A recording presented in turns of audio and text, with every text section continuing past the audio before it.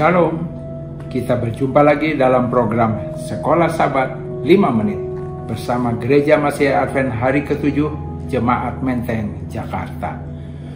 Program ini hadir untuk menjaga jantung kerohanian kita tetap berdetak.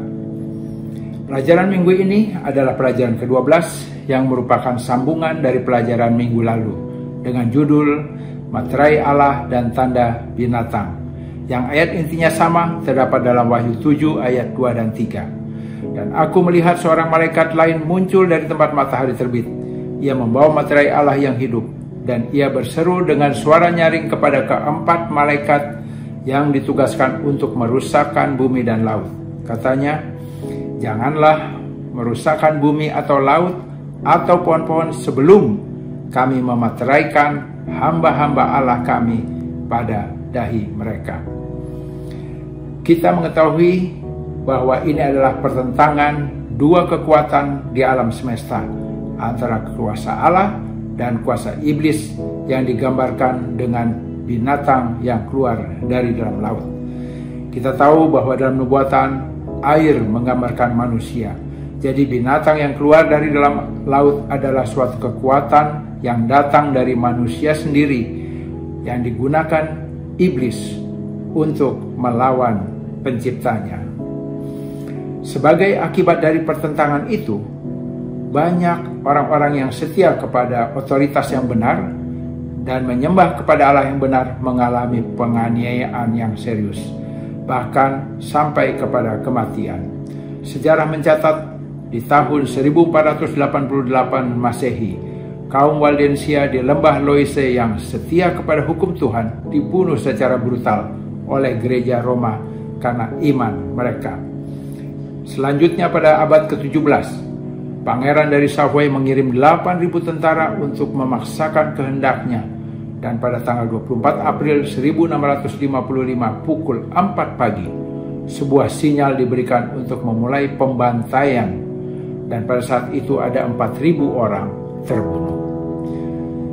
Binatang itu tidak tinggal diam.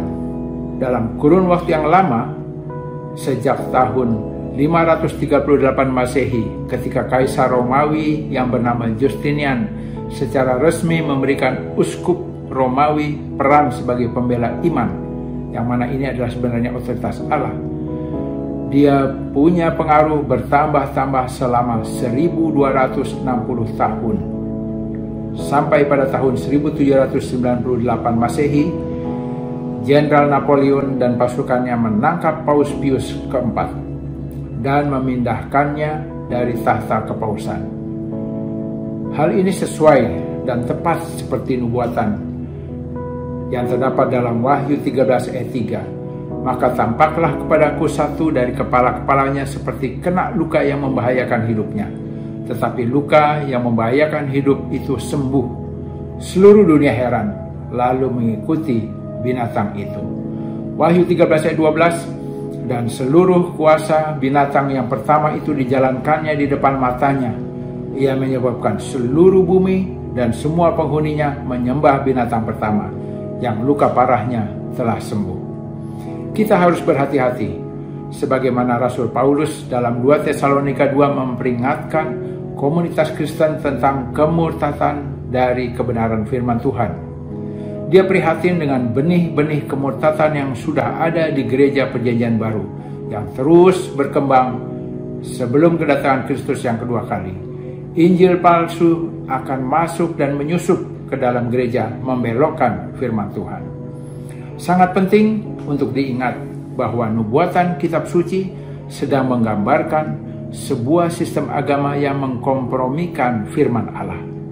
Ini kita tidak membahas satu aliran atau agama tertentu, tapi ini adalah suatu pergerakan yang sistematis yang membelokkan kebenaran firman Tuhan, yang tanpa disadari telah menipu jutaan umat manusia.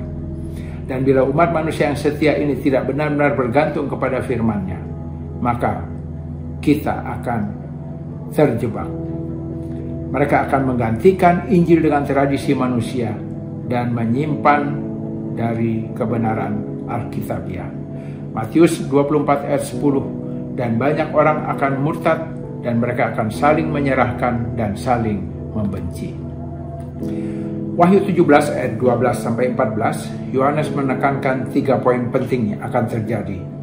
Yang pertama, kekuatan politik akan digunakan untuk menyatukan bangsa-bangsa menjadi seia sekata memberikan otoritas kepada binatang tersebut.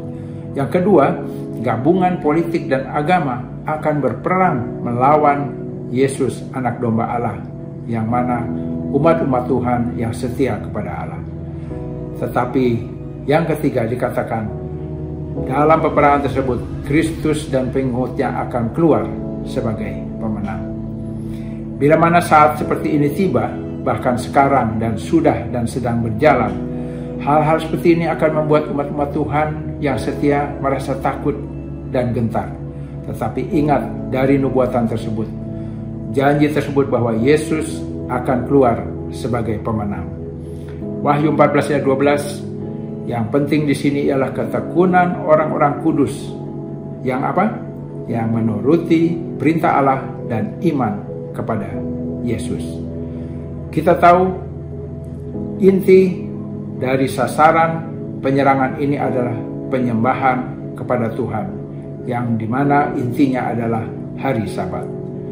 Kita tahu hari Sabat ada di dalam 10 perintah Allah, yaitu pada hukum keempat, di mana hukum keempat ini berisikan 3 elemen penting yang melambangkan meterai Allah. Yang pertama, nama pemilik meterai, yaitu Tuhan Allah sendiri. Kedua, gelar pemilik meterai, yaitu Sang Pencipta. Dan yang ketiga, wilayah dari meterai, langit, bumi, laut, dan segala isinya. Dan inilah meterai Allah yang akan ditempatkan pada dahi umat-umatnya, simbol dari pikirannya kita yang berfokus hanya kepada Yesus. Ini akan menjadi ujian bagi semua umat manusia, karena setan menggunakan segala cara, termasuk melalui kuasa yang diberikan kepada binatang tersebut, untuk merubah penyucian akan hari Sabat, agar umat manusia dapat melupakan penciptanya. Buku Alfa Omega jilid 8 halaman 622 menuliskan, mereka yang menghormati Sabat kitab suci akan dinyatakan sebagai musuh-musuh hukum dan ketertiban, sebagai yang merusak batasan-batasan moral masyarakat, yang menyebabkan anarki dan korup, dan yang mendatangkan hukuman atas dunia ini. Penurutan mereka yang rela akan dinyatakan sebagai sifat keras kepala, kedegilan, dan penghinaan kepada penguasa. Mereka akan dituduh tidak suka kepada pemerintah. Dalam masa krisis ini, umat Allah yang setia akan dengan kasih karunia-Nya dan melalui kuasa-Nya berdiri teguh dalam keyakinan mereka untuk mengikuti Tuhan-Nya. Mereka tidak akan menyerah pada tekanan apapun. Kita bersyukur karena diberikan pelajaran nubuatan ini yang mengingatkan kita akan hal-hal yang akan terjadi pada zaman akhir ini. Terpujilah Tuhan, dan tetaplah semangat dalam mempelajari sekolah Sabat setiap hari. Sekolah Sabat yang bersahabat, bersemangat, semua terlibat, dan jangan terlambat. Tuhan Yesus memberkati.